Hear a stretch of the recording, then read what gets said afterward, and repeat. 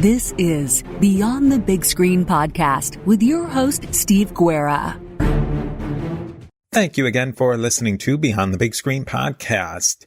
Of course, a big thanks goes out to our regular contributor and co-host, Chris. You can now support Beyond the Big Screen on Patreon. By joining on Patreon, you help keep Beyond the Big Screen going and sustainable for long in the future. And there's benefits for you as well. Go over to patreon.com/Beyond the Big Screen to learn more.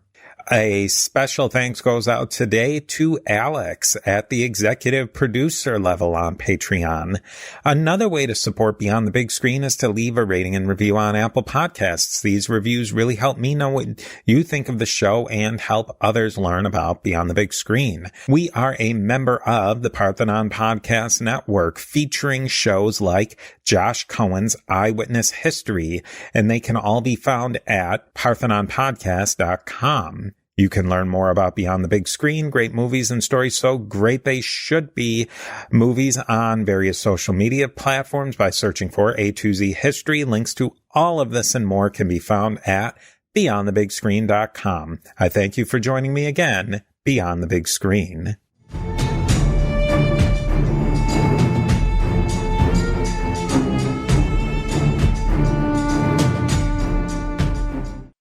Today, I am joined again by Chris from Canada to talk about the year 2000 sci-fi action thriller, The Sixth Day, starring Arnold Schwarzenegger. The Sixth Day is a reference to the story from Genesis in the Bible, and on the sixth day, God created man. This is a play on the theme of the movie of human cloning. This movie is set in the near future. I read that it was actually supposed to be set in 2015, so we're in 2022 now, which is actually the future of when the movie was supposed to be set. But I would say that it's probably in a time period of a little bit more future than we are now, but not super future. So it's set in what appears to be the Pacific Northwest. The film was filmed in British Columbia, so you get that kind of Northwest vibe going on, very clean sort of looking setting, and you get a sense of a very clean and ordered society. This movie really taps into many interesting themes that are as relevant today as they were in the beginning of the 21st century. We also get a little taste of the modern big tech industry that was just really starting to grow and be in its infancy in the year 2000 with companies such as Amazon, Google, and Tesla. Chris, just overall, what did you think of this movie?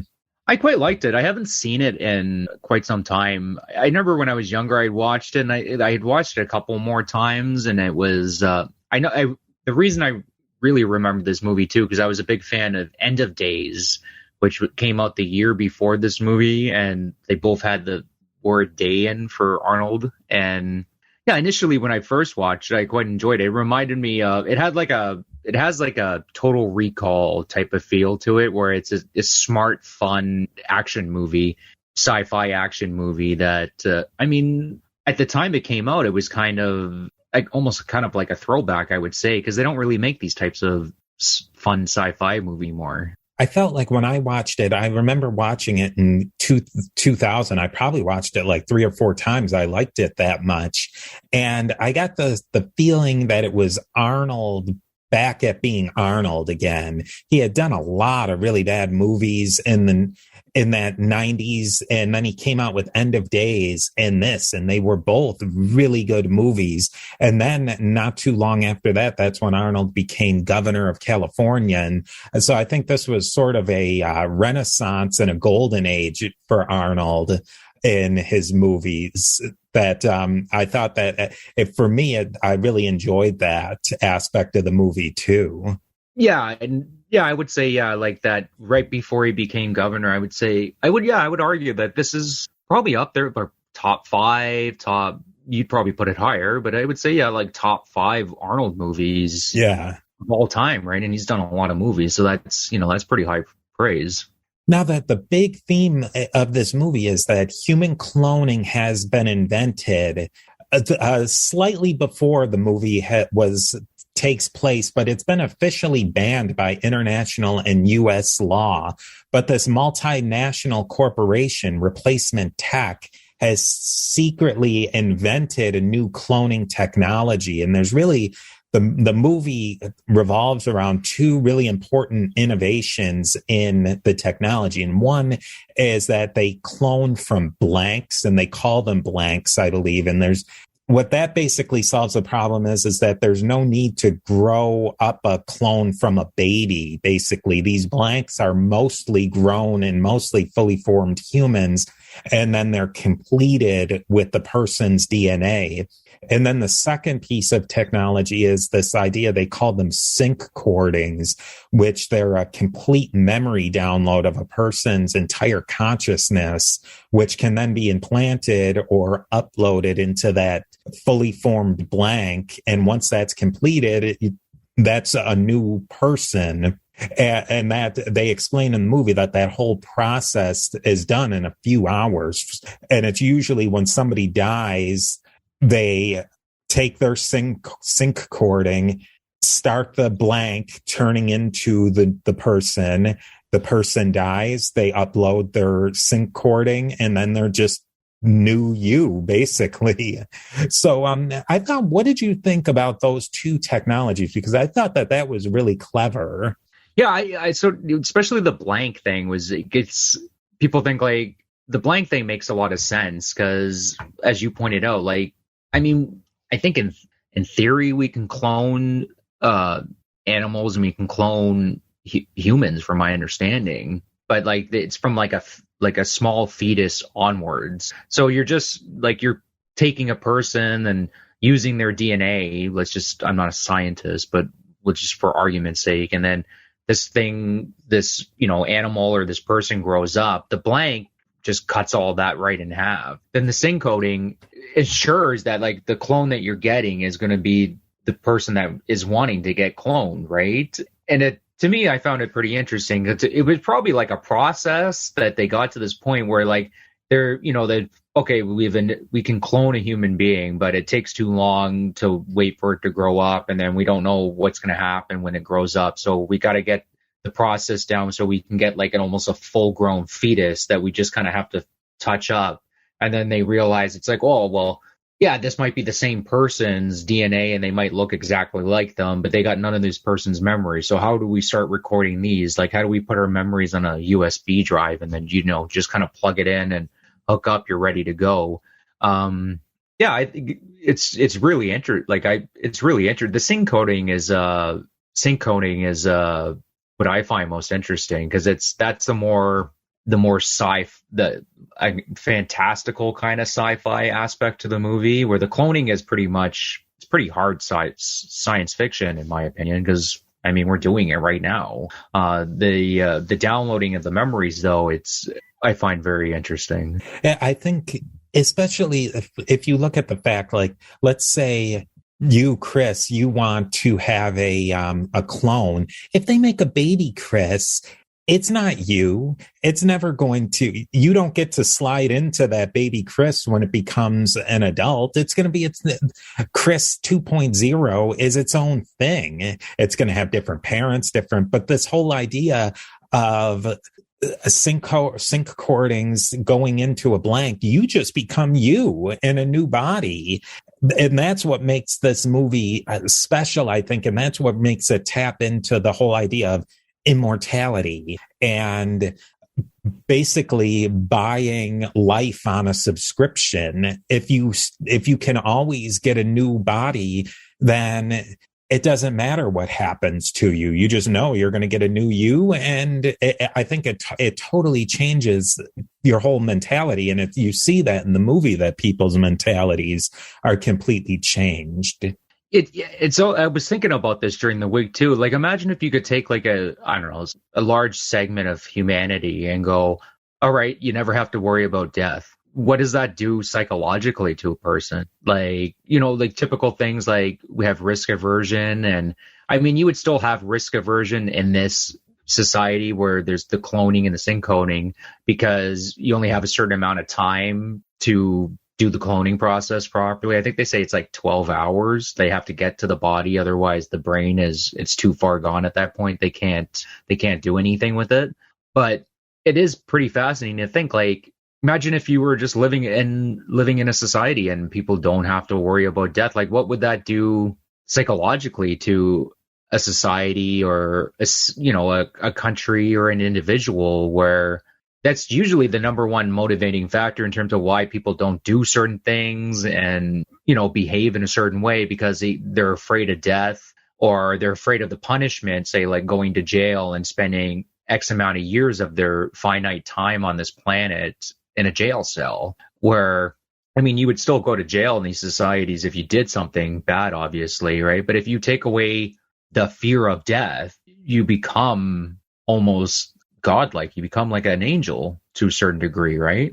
Then the two other steps in this movie that I think, for me, really tie it all together is that this corporation, Replacement Tech, now, mind you, during the entire movie, what they're doing is technically completely illegal, and any clones that are found can be killed on sight. That's the law. But so they're doing this in secret, but they have all sorts of people who are rich and famous, politicians, sports players, who are using this technology and buying a subscription from the company, that the company is putting in, I guess you might say, problems into the DNA before they put them into the new blank. So they put in cystic fibrosis or cancers that only make this new person live for about 3 years.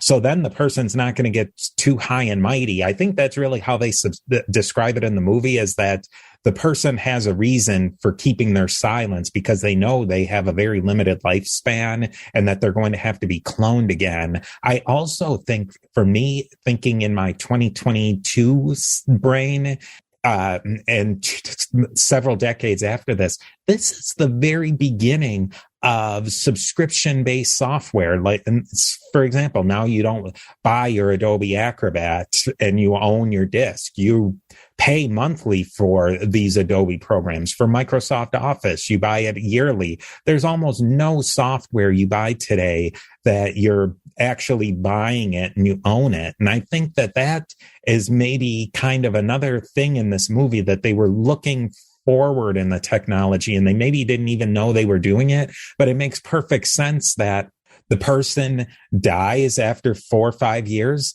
and then they have to buy a new body, and you're always getting new customers for the company. Yeah. And but it also shows like how that is like Drucker, who's the main bad guy in the movie, just how like downright evil he is, like at his core, where he'll clone somebody, put a genetic defect in it as like a stopgap measure. It's like, well, you're not going to turn on me now, or you're not going to break away from the group because I won't clone you again when you die in 2 years. He's literally playing God in a lot of ways. And he sees himself this way. He has a long rant in the movie where it's like, well, God like gave us the tools to be able to understand how to manipulate genetics, and we're just taking it a step further.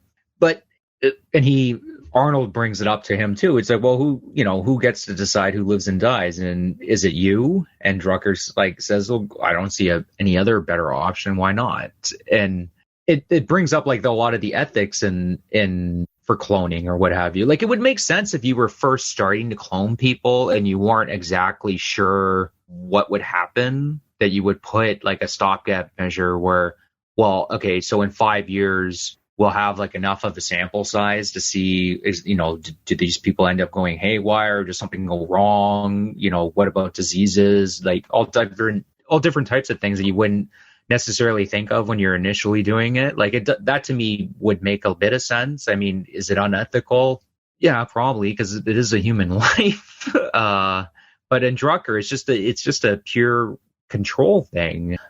But you brought up the subscriptions, but in a lot of ways, it's the same way with how subscriptions work. And we were seeing it more and more nowadays, where like if you have certain political affiliations or, certain opinions that have, that are, I don't know, that the company does not want to be associated with, they just cut you off from your subscription, and that's it. You can't have Microsoft Word, or you're kicked off YouTube, or, various other platforms. And you don't have physical hard copies of this stuff. That's it. You're done, because you're completely reliant on them. I should mention before we jump into more of this, I was too excited to just dive into it. Arnold Schwarzenegger plays Adam Gibson. Drucker, who we've been talking about, is the CEO of Replacement Technologies. He's played by Tony Goldwyn, which I think you would recognize him instantly. He plays an excellent bad guy, and he's actually pretty much Hollywood royalty. His father was Sam Goldwyn II, and his grandfather was Samuel Goldwyn the first, I believe, and they started Metro-Goldwyn, the movie company. Then you have Michael Rappaport, who plays kind of a small character as Adam's best friend, and then a really great role played by Michael Rooker, who's the security agent and Drucker's right-hand man. He was in The Walking Dead, like millions of movies.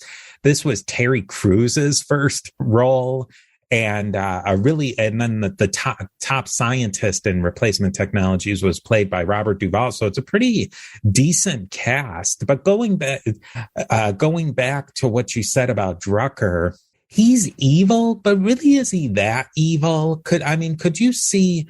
I think he's in a lot of ways, he just doesn't have any human empathy at all. Like, he doesn't think about things as a human at all, but he thinks things is almost a computer. It's very analytical, I might say. And this is another thing that the movie kind of like predicts in the future, because the tech CEO, the tech genius stereotype really wasn't a thing when this movie came out. And watching this movie, even the way the guy dresses, he's wearing like a shirt with like a dress jacket. Yeah. And he looks like Steve Jobs. He reminds me of Steve Jobs. Is the exact type of vibes that I get off this guy, and like Elon Musk, and what we think of like these tech CEOs, these big tech giant guys, where, like you pointed out, he doesn't even seem really human. Like, it's almost, he has no empathy. It's like almost kind of borderline psychotic. Which is not it. Like, when you listen to these guys talk, a lot of these tech CEOs, they do come across that way. Like Zuckerberg has a very like lizard-like quality. Is the best way I could describe it. He's like a robot. Yeah, and like Elon Musk he seems a little bit. He's still really weird. And like Steve Jobs, it's famous what a Looney Tune Steve Jobs was. They made a whole movie about it. So. And now, a brief word from our sponsors. I think one of the things that really was smart in this movie, too, was Adam Gibson, Arnold Schwarzenegger, he gets to, he's all against cloning, because they show news clips where people are talking about cloning, and there's anti-cloning riots. And he has this whole conversation with his wife, how he's totally against it. And then their dogs, like Scraps or whatever his name is, Scraps died in the movie. And the wife wants to do something called re-pet, R-E-pet, do your pet again. And it's a cloning for pets, which is not illegal. And what does Drucker say about that? And what's the whole purpose of re-pet? It's basically to soften people up to the idea of cloning, which is when I initially watched the movie, that was the first thing I thought. I said, "Oh, this is," when I rewatched it, I'm like, because it'd been so long, but when I rewatched it, I'm like, this is exactly how they would soften people up to the idea of human cloning. It's like, well, start with cloning their hamsters and their dogs and their cats, and they'll just get used to the idea. And there's actually a scene in the movie where the journalist asks, like, well, is it true that you run re-pet at a loss, just to soften people up to the idea of human cloning? I picked this up like the second time I watched it on my That's rewatch. what tech companies do now. They run things as a loss for the bigger picture. Yeah. Oh, and we talked about it on the wrestling, the history of wrestling program where, Vince McMahon was paying like large sums of money to get, cable contracts, and he wasn't making really any money off of it, right? Like, I mean, the analogy doesn't fit perfectly, but these companies are willing to like run stuff at a loss if they see the bigger picture, right? And Repet is this idea, like we pointed out, it's to soften people up to the idea that cloning is perfectly fine, it's perfectly normal. Look at how much happiness it causes. If you're willing to clone your dog, like how come we can't clone this human, or your son that's sick, or it goes in that direction. And that's exactly how these companies would do it. And you pointed out they do this stuff all the time. And this is how the media works too, where they'll put stuff out there. It could be anything, some talking point, and they just put it out there to get the reaction, and then they see the reaction that they get, and then if it's slightly positive, they'll push it a little bit further, and then before you know it, in 5 years, something that people had no idea about is all of a sudden a hot button issue that everyone has an opinion on. This is kind of how it happened. I wonder what you think about this, because I probably since I watched this movie the first time in 2000 I keep going through my head about cloning pets and then cloning people. And one of the other technologies that replacement technologies was doing above board was doing organ replacements.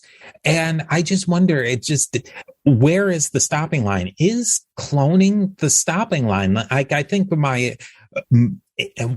part of myself that says, yeah, cloning should be absolutely banned. But one part of me says that once that cat is out of the box, or what's another metaphor? Once the horses have left the barn or whatever, you're never going to get that back in. So is that just the new norm, is that there's going to be cloning? That would be my argument. Like, once that technology is out of the box, you're not going to be able to put it back in. So you have to figure out a way to go about using the technology in like a moral and ethical way. I mean, think social media as an example, right? Like, once that was out of the box, we're not putting it back in. So we have to figure out how to use it, and we're struggling right in this day and age to figure out, like, human beings communicating, millions of people at all times interacting with each other from all across the world at seconds, within seconds of each other. It's nothing that people could have. If you ask people 50 years ago that this was going to happen, they would not understand you. You would be like you talking about like discovering Atlantis. Like, they would not understand what you're talking about. And this has kind of just been thrown at us, and we're struggling to try to figure out how to use it. It would be the same thing with cloning, really. Like Duvall's wife and the Dr. Weir's wife, she mentions, like, she's self-aware that she's a clone.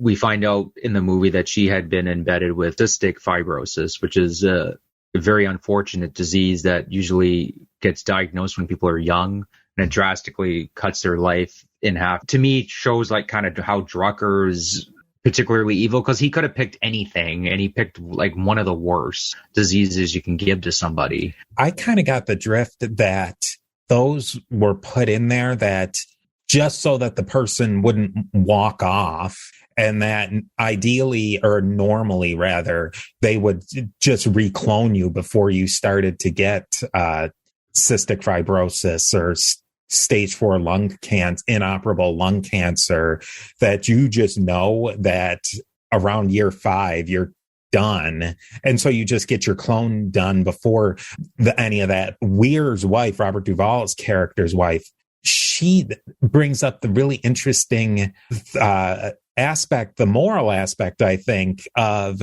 she wanted to die. She knew her time was up, and she knew that this clone was not her. And that is the really interesting question, because is the clone you? That brings you into all the metaphysical and the religious and the spiritual questions that some people didn't really care about. Drucker didn't care about it. Rooker didn't.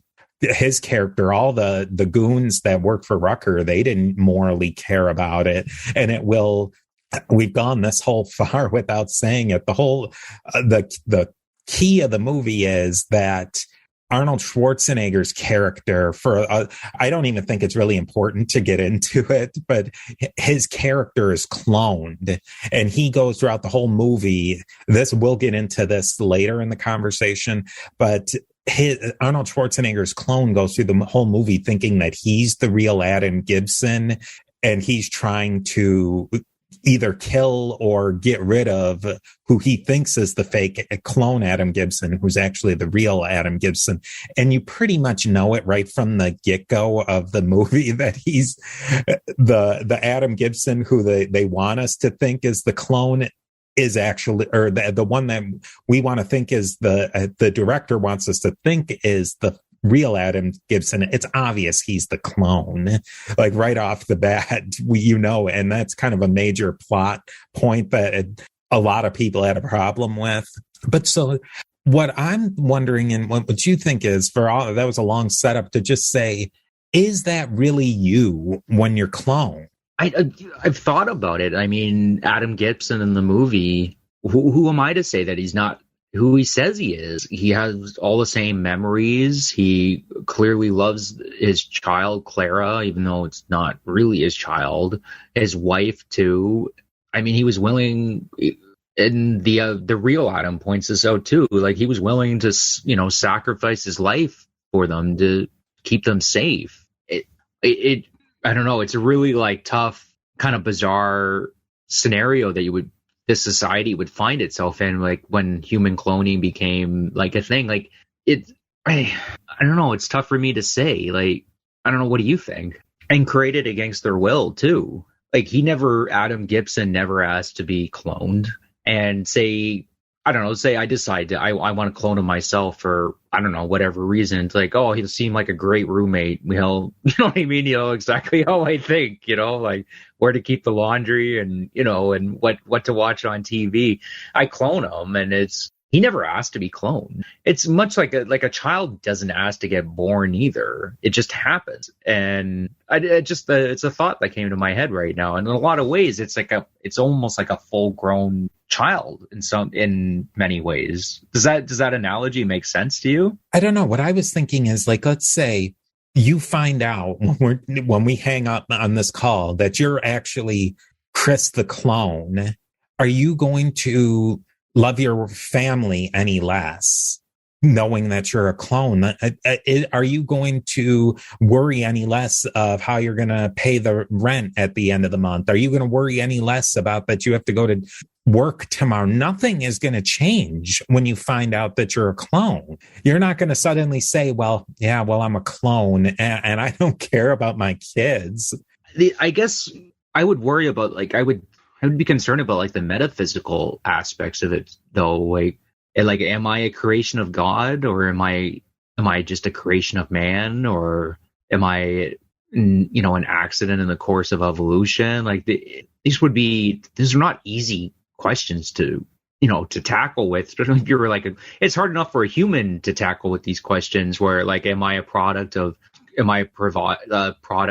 divine creation, or am I just an accident of atoms bouncing off each other? And I mean, that goes into, does life have a purpose, or is it nihilistic? Those types of arguments, and people, they go mad thinking about these things. It would just, those types of questions, but it would probably be even tenfold if you were a clone on top of it. But I think you would be thinking about those high level, but in your very base level, would you say that because as far as you know, as a clone, you were there when your child was born. As far as you know, you were there when you married your wife, or when you won the big baseball game in 6th grade. Those are all your memories. When your dad put a Band-Aid on your knee, those are all memories. That is you. Are you going to somehow reject all of that and become a new you because you were cloned? You couldn't do it, though. I don't think you could, because your memories are never going to leave you. You wouldn't be able to just stop loving your wife. That's not how love works. I'm sure it'd be a lot easier if it worked that way, where you're just okay, well, I'm done, and just pick up and leave. You would have to struggle with that for quite some time if that's the direction you really decided to go in. If you were the clone, Or you could just say, okay, I'm a clone, but none of this stuff, like you said, like the more stuff that's going on in your everyday life, none of this has really changed. I haven't changed who I am. Like this is who I am. I think that this really leads into what we have to talk about, which is the major problem of the movie, because this is the major problem of the movie, that after a really extended fight scene and action, both real Adam Gibson and clone Adam Gibson live. And for some reason that they don't really explain, Drucker's company didn't put in the DNA flaw into the Adam Gibson clone. So he is going to live the rest of his natural life alongside his clone, the real Adam Gibson. And so to take that, what we were talking about, that Chris is a clone, but now Chris the clone finds out that the real Chris is living in his house. What does that do to you? The clone Adam Gibson says, thank you for letting me say goodbye to my wife and kids. And the real Adam Gibson's like, well, it is your family too. And he's just going to walk away from this and then go to Argentina and just like pretend like this didn't happen. Like, he's just going to divorce his wife and never see his child again. Because that's really what he's doing, right? He could never go see Clara because, I mean, how would she be able to handle that? There's dad, and there's now. The exact same dad who knows exactly how I like my back rubbed. So, you know what I mean? Or my favorite food or my favorite TV show, like just stuff that fathers know, right? She couldn't, I don't know. It just seemed like a really kind of cop-out ending where it's like, oh, I'm just going to go to Argentina and just live my life and just leave all of this behind me. I don't know. To me, the unforgivable thing is the fact that he didn't have any kind of genetic defect in his cloning DNA. It just doesn't make sense. Like I was reading on the internet trying to find an explanation for it, and people came up with this explanation that like, oh, well, he wasn't like a political figure or anybody of significance, so that's why he didn't have a genetic defect put into his DNA. But I don't know. It just doesn't make sense. You'd figure Drucker would be smart enough to just automatically just put everyone have a genetic defect just in case. So I think for me, going into this, that what I really liked about the movie was the technology. And there's just a lot of little things that they have in the movie. They have GPS in the cars, and they have driverless cars. Now, driverless cars, we're pretty darn close to having driverless cars that are in production. And GPS in 2000, having a GPS in your own car was pretty unheard of. And now it's completely ubiquitous. I loved all these little touches like that. What were some of the things that you really liked about it?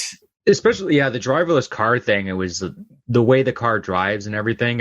We're not that far. If you see like the videos of the Teslas driving themselves, it's the technology is right there. I think the technology would already be there, but I think there's a general like fear in the public about autonomous cars. It just, people don't like the idea, and that's why it's not been taken further. And like an example of this, like apparently back in the day, people used to be terrified of elevators. And the main reason that there was a person on the elevator wasn't like because they really had to be there. It put people at ease knowing that like a human being was in control of the elevator.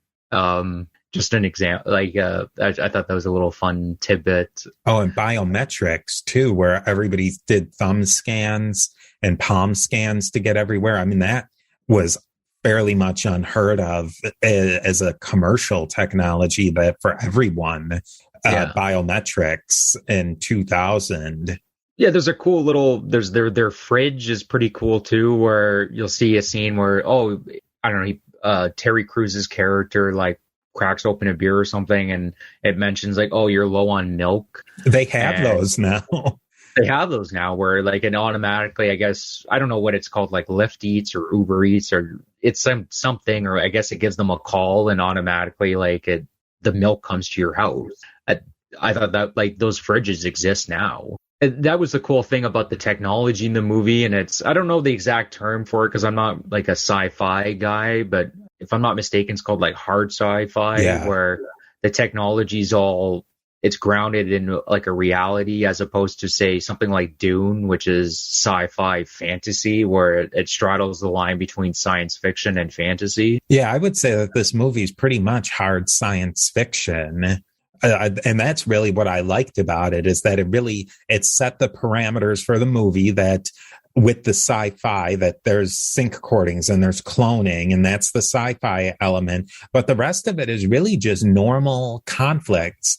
One of the big problems that I had with the movie is that there was a lot of plot holes, and it was really the movie was great. It had all the great action that you wanted, and it obviously made you think throughout the movie about these bigger issues of cloning. But then the end of the movie just pretty much turned into Arnold Schwarzenegger shoot-a-thon and a buddy film between the two clones, and then a sappy ending where the one clone rides off into the sunset. And I think that's, to me, I saw this really good quote, and I thought it was what completely wrapped up the movie for me. This was from a person, Steve Grandanis, who writes the decentfilmsguide.com. He said, "The Sixth Day remains a watchable action vehicle with some thoughtful futuristic touches and an attempt to grapple with larger issues." I wish they had done more with grappling with the larger issues and had a little bit less fun with it, of the explosions. If you see, when you initially watch the movie, and there's actually a very powerful scene that, like we talked about earlier, where Robert Duvall's talking with his wife, and his wife saying, like, "I don't want to come back anymore." You could tell probably in different actor's hands, or like a different vehicle, that this is like something that Christopher Nolan, with like a big budget, I guess, would take in a totally different direction. Not that it would be just much more serious, and it would run with the themes in a much more serious way, in my opinion, where I think like Arnold maybe read this script, or it was given to Arnold, or, you know, whoever was in charge. I would assume Arnold probably had a lot of say, and he has a lot of say in which movies he does. And he probably read this script and thought, well, let's change it up a little bit and put less emphasis on this. And we could do like, this is my Total Recall. I'm coming back, where we'll have like enough of the smart, intelligent stuff, so people will be walking away asking questions, but we can't have it be too serious in that direction, because we still want to do the popcorn movie where you don't have to really take much of that stuff very seriously and think about it and still enjoy the movie, much like how Total Recall was done. And now, a brief word from our sponsors. Arnold went dark, though, with End of Days. End of Days was dark. It didn't have that goofy kind of, you know, the goofy, funny stuff that a lot of the Arnold movies had. Arnold had movies like The Running Man that were dark, and I would have loved to have seen this movie go full dark. I think it would have been perfect. I just think I think he was, because End of Days wasn't the greatest, like, I don't know, it wasn't your typical Arnold hit. Like, it wasn't a huge box office success. So I think he wanted to go and a more safer direction. And let's go, like, this is my triumphant return to like sci-fi. And he wanted to bring like the Total Recall kind of feel to it. And that's just my opinion. And I agree with you. It would have been nice if they had taken it more serious. I just think he would have needed a different actor too, though, right? Not that people rag on Arnold's acting, and I don't think it's particularly bad in this movie, to be honest with you. I mean, he's not winning any Oscars or anything, but there's way worse actors than Arnold Schwarzenegger. He does, you know, the action role guy really well. Yeah, I just think you would have had to get a different director. You would have had to it would be interesting to see somebody revive the script with a fresh new pair of eyes, and you just call it something different and, you know, change up the script a little bit, but like all the same themes, and do exactly what you're talking about, like darker, more serious, and tackling the metaphysical and the ethical themes more seriously. I think in the end, you just could not have, even in a happy-go-lucky movie, you can't have two Arnolds at the end of the day. I think it was just screaming for one of the Arnolds to die, and I think that would have been perfectly fitting with the movie, and not even going really dark with it. Just, one of the Arnolds died, and I think Arnold could have played that well. And the clone Arnold, that would have tied it up into a really nice bow.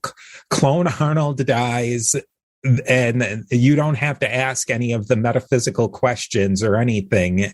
You don't even have to take the audience there of, what does that do to Clone Arnold's mind that he's never going to be able to see his wife and his daughter and his home and his friends ever again. You just have the Clone Arnold die. And the message in the movie at the end too is like the real Adam Gibson tells him, like, well, you're just as much a human as me. Well, what would have really put the nail in the head?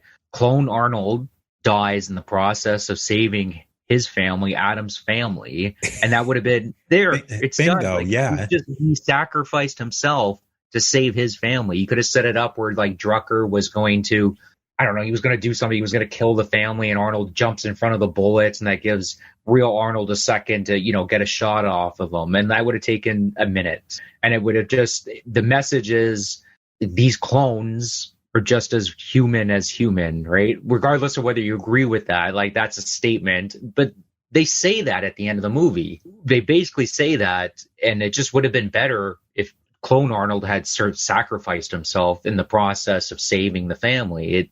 The ending is what kills it for me. That ending is perfect too, because it's perfectly fitting with the movie. Yeah. It's not a big departure from where the movie was going. My ideal ending, I think, would have been real Arnold dies. Now, we had talked about a couple of different endings, and I think one, let's maybe call it, so your version is good ending 1.0. I think a little different ending that maybe would have taken it in a different direction is this ending 2.0, where real Arnold dies. Clone Arnold doesn't have any genetic defects, so he's going to live the rest of his life. And then he has his meeting with his family. And what does he do then? I think that would have been a really thought-provoking ending. Yeah, that would have been interesting. Or like they could have done, so the real Adam dies, Clone Arnold survives, and then, I don't know, you get his wife somehow finds out that he's a clone, but he's still Adam. You could have left it as like a cliffhanger ending, where, what's going to happen at this point. You could go like, is she going to accept him? Is she not going to accept him? Is she going to turn him in and have him killed? Which was what would happen, right? As soon as they found out he was a clone, that those laws still haven't changed, right? You could have left it like open where the audience walks away thinking like, well, what is she going to do exactly? And I don't know, maybe it could have potentially led to a sequel or what have you, but like that would have been a fun ending too. Like I would have enjoyed that ending, and we could have been discussing, what does Arnold's wife do? Yeah, I think they could have, that ending 2.0 could go in two directions. It could go with the wife, and you could have a corny ending too, where the wife just gives him a hug, and she accepts it that he's Arnold now, and bygones be bygones. And they could have set that ending up more throughout the whole movie with getting more of the wife's thoughts on cloning. Like either she has really strong opinions for or against it. Another one is alternate ending to that ending is that you just have a scene of clone Arnold sliding into his life. Yeah. Like 1 year later, he's at the daughter's softball game or something, or taking her to the skate park or something afterwards. And that's it. It's just he's taken over regular Arnold's life, and you draw your own conclusions from that. Or we cut to 1 year and he's at his birthday party. Yeah, that would have been good. His birthday cake, right? Like that would have been just the ending is, I don't know. It's just, I don't say, don't get the wrong idea, guys. Like it's a very good movie. It's very enjoyable. The action scenes are great. The guy who plays Drucker, to me, excellent. His performance is worth it because he plays it with just the perfect, like it's not too over the top, but it's slightly over the top. He's menacing, but he's also funny in a way. Like he plays it like an 80s kind of villain where I don't know how to describe it. Like it's slightly over the top, but it's not completely over the top. And I don't know. He just has fun with it. The guy, I'm trying to remember the actor's name. He had a lot of fun with the role. You can tell. I wonder what you think of this. If they had dialed him back, the villain back a little bit, and he's just a tech CEO that really doesn't have empathy. He doesn't really understand how, and we get that a little bit in that scene with Robert Duvall where he just says, why aren't you just cloning your wife? And then he kills Robert Duvall and says, we'll see at the party in a couple of hours, that he's just going to reclone them because he knows best. He knows better than people about their lives. And we see that with tech CEOs today and people in the government. They say that they know more than what you know. And, you know, that gets into all other issues that we won't touch today. But I think that it could have been fun to see him through that light, that he just doesn't understand, Drucker that is, that other people can have ideas that are not what he thinks is the right idea for them. Yeah, he doesn't understand. Like to him, Dr. Weir's wife is being like irrational. She's being illogical. It doesn't, like, why would you choose death over what I'm giving you, everlasting life? I don't really care that you choose death. I'm going to give you life anyways. Like in his mind, he probably thinks he's doing the right thing. Yeah, I don't think that they keep building it up and portraying him as just the stock villain character. And I think they could have really developed him into a more complex villain character than what they did. Again, I'm sure it was just for all the reasons that we're saying, is that it wasn't that movie. Yeah. Well, as soon as you say like playing, like I got visions of like Daniel Day-Lewis in a Christopher Nolan movie playing Drucker. Yeah. And like, you know what I mean? Like what somebody like Daniel Day-Lewis would have done with that type of character, like in a much more different movie. Yeah, I was just thinking about that. Like, I don't know, probably my favorite line of his in this movie, though, is when he gets cloned, but he's only partially cloned. He's like only 85% cloned. And like he gets up and he's like screams and he's like, oh, that was you. And they just turns to the guy and he starts taking his clothes off. And Drucker's like, aren't you going to wait till I die? He's taking the guy's clothes off. And he's like, oh, would you?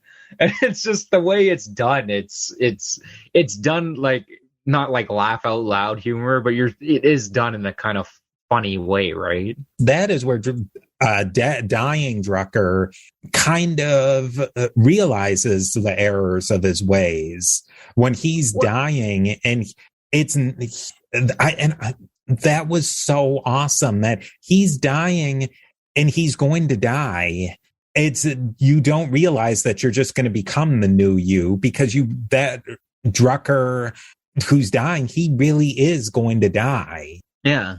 And one of the more interesting, like, kind of conundrums in the film where so the new Drucker, the half-baked Drucker, I'm just going to call him, is talking to Arnold, and he goes, like, I can cut a deal with you. Your problem is with this guy. It's not with me. Is he speaking untruthfully?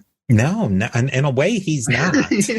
He's not. I'm a new person. Like, from this moment on, I'm making new memories. Like, I'm not this guy. This guy's gone. I'm the new Drucker. You can talk to me. Maybe we can strike some kind of deal. You know, Arnold, obviously, you know, he makes probably the right choice, but it doesn't take the deal. But it is an interesting question. Like, if you're talking to, say, Clone Chris, you know, right now, and we like strike a deal or what have you, and then you go talk to other Clone Chris and you go, oh, you know, well, I talked to Chris and we came up with this deal, and then Clone Chris is going, what are you talking about?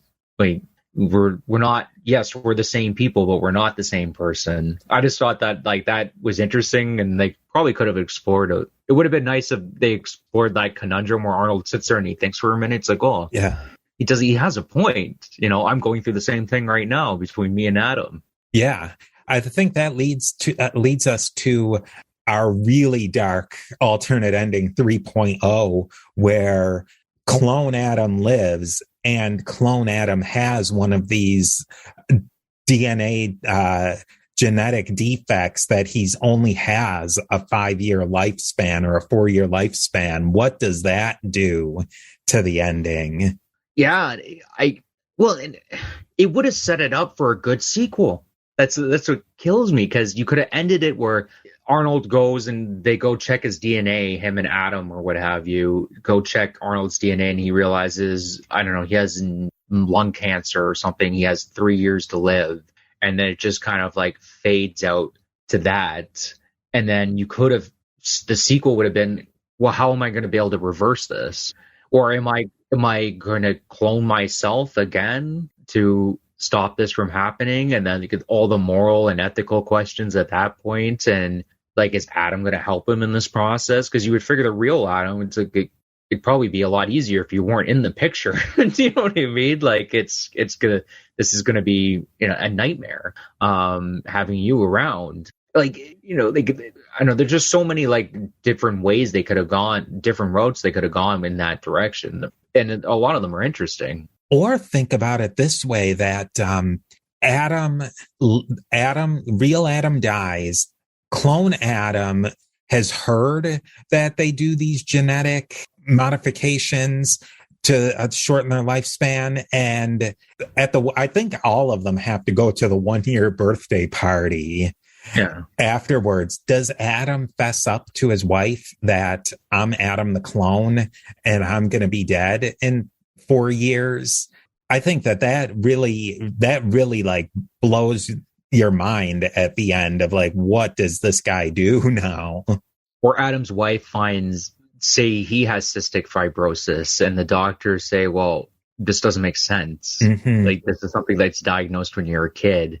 And Clone Adam is trying to have to figure out, because he knows that like there was the potential of him having the genetic defect because Drucker told him this, right? He goes, oh, I can show you what you have. And he knows this is a possibility. And like, how does he go about like explaining to his wife? It's like, oh, the real Adam died a year ago. I'm his clone, and I could prove it to you. Here's the white dot underneath my eye. Like, that would have been a phenomenal movie. Yeah. So they would have to have played out that ending a little more. I think so. In the end, for me, they did probably the best they could with the tone of the movie, that it turns into a buddy flick with the two Adams making the jokes and stuff. I think in a lot of ways that they played out what they were doing completely.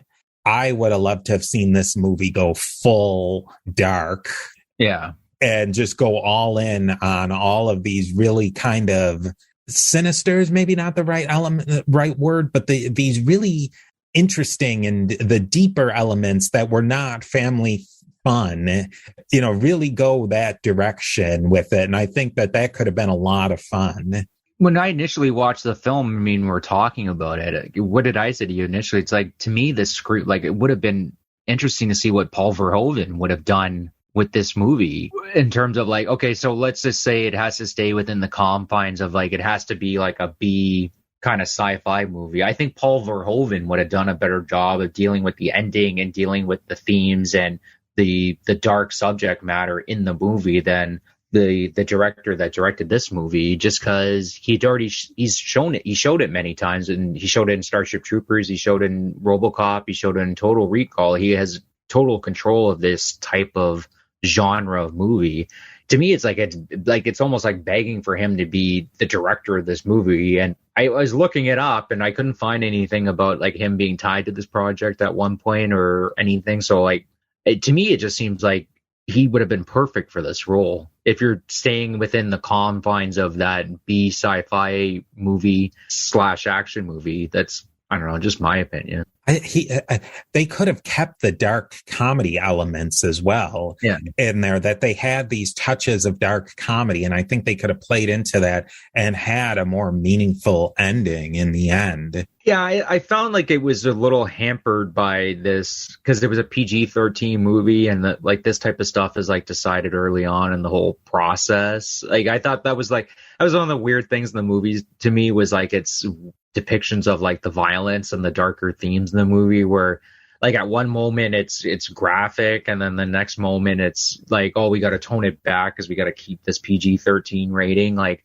you know, like you see a guy get his leg shot off, and it's like you see the whole thing, and like the way Drucker dies, which is honestly one of my favorite deaths of all time. Like he falls through this glass window, and you're thinking like, oh, you're just gonna hear a scream, and that's it, right? No, you see him literally fall right on his head, and it's just it's very brutal. It was in the showroom of Repet too.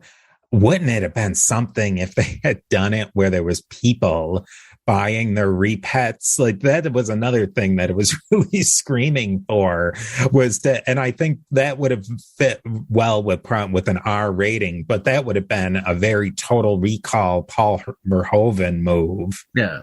That's what I mean. Like, to me, this was screaming like for, like, this had to be, it would have been better if they had just said, you know what, we're doing an R-rated movie, and that's it. Maybe we'll have to trim the budget a bit to, you know, meet because that's typically what happened. Well, when these types of movies were getting made at the time, if you got an R rating, like, usually the budget would get trimmed a bit because, you know, you're only expected to get so much in return. But I don't think the movie would have really suffered all that much. And it would have been a superior movie if they could have just gone with the R rating and, you know, do the violence more graphic and explore these darker themes, you know, still within the confines of this, you know, a B sci-fi action movie. It just seemed like it was hampered by it having to stay in the PG-13 territory.